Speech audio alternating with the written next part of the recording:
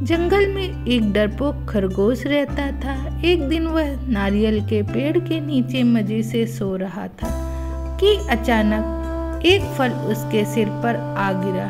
डरपोक खरगोश की नींद खुल गई। वह सोचने लगा कि यह क्या हुआ, क्या गिरा मेरे सिर पर, कहीं आसमान तो नहीं गिर रहा।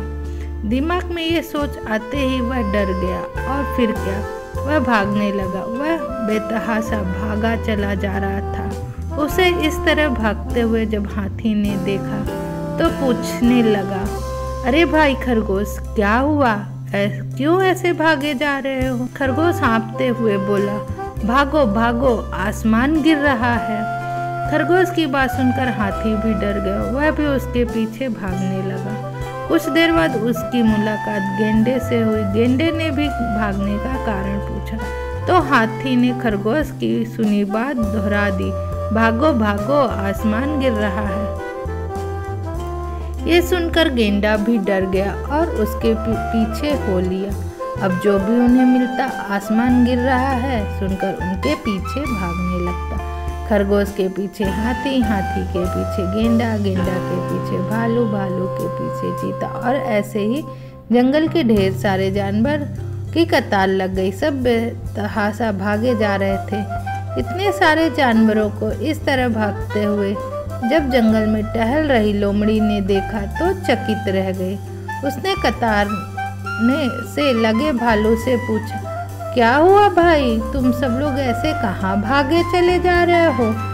भागो भागो, आसमान गिर रहा है, भालू चिल्लाया। ये सुनकर लोमड़ी अचरज में पड़ गई। ऐसा भी कहीं होता है? उसने सारे जानवरों को रोका और बोली, इस तरह भागने से किसी समस्या का हल नहीं निकलेगा। चलो जंगल के राजा शेर के पास चलते हैं। सब लोमड़ी के पीछे हो लिए। थोड़ी ही देर में सारे जानवर शेर के सामने खड़े थे। लोमड़ी ने शेर को सारी बात बताई। ध्यान से सारी बात सुनने के बाद शेर ने पूछा, सबसे पहले किसने आसमान गिरते हुए देखा?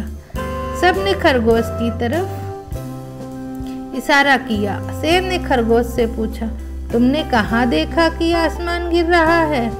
बलराज, मैं नारियल के पेड़ के नीचे सो रहा था, तभी मेरे ऊपर आसमान का एक छोटा टुकड़ा गिरा और मैं भागने लगा और सबको बताने लगा। बलराज, हम सबको भागना चाहिए, कहीं पूरा आसमान गिर गया तो हम सबका क्या होगा? खरगोश की बात सुनकर शेर को कुछ संदेह हुआ। उसने लोमड़ी से कुछ चर्चा की, फिर सारे जानवरों को लेकर उसी नारियल के पेड़ के पास आया जहाँ खरगोश सोया था। वहाँ नारियल का फल गिरा देख उसे सारा माजरा समझ आ गया। वह फल उठाकर शेर बोला, तो ये है आसमान। सारे जानवर समझ गए कि डरपोक खरगोश देवदार का फल गिरने पर सोचने लगा कि आसमान गिर रहा है। सब हंसने लगे। खरगोश बहुत शर्मिंदा हुआ। शेर ने खरगोश को समझाया कि इस तरह की अफवाह न फैलाए। उसने सारे जानवरों को भी समझाया कि बिना सोचे समझे किसी की बात का यकीन ना करें।